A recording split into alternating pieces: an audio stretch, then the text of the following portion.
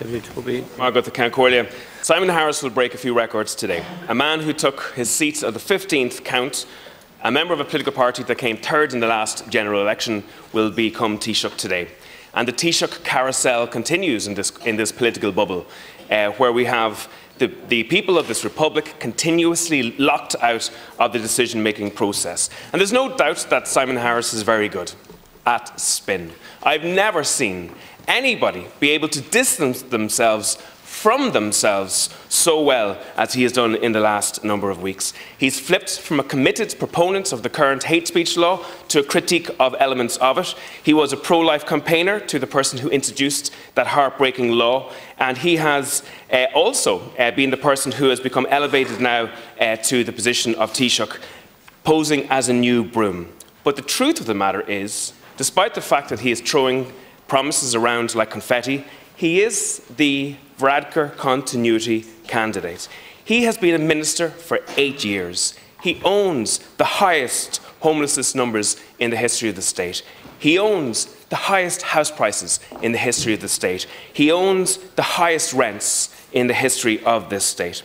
And I think he also personifies the South Dublin political bubble that can't see beyond the M50, where establishment TDs talk to themselves and the NGOs and ignore the people.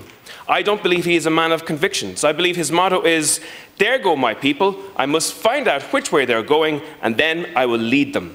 Simon Harris has a record which I believe has cost this country dearly. He threatened striking nurses with financial penalties. He announced free smear tests for women to save himself, placing so much pressure on the system and leading to dangerous delays for women. In the early days of COVID, he refused to meet with the nursing home sector, which was the most vulnerable element of that crisis. Indeed, at that time, thousands of people were moved from hospitals into nursing homes. Many of them weren't tested, which seeded COVID right through the nursing home system and led to many deaths. During COVID, he cancelled cancer screening and reduced cancer services, leading to 100,000 fewer women screened for breast cancer and a tidal wave of more advanced cancers. And the billions of overspend in the National Children's Hospital was, and I quote Simon Harris, "not a scandal." In 2017, he promised that no child would go beyond 4 months for an operation. A PQ from Aontú has shown that 55 children just in Temple Street and Crumlin alone are today waiting for more than a year for scoliosis surgery. And Simon Harris was the Minister for Justice for the first half of last year.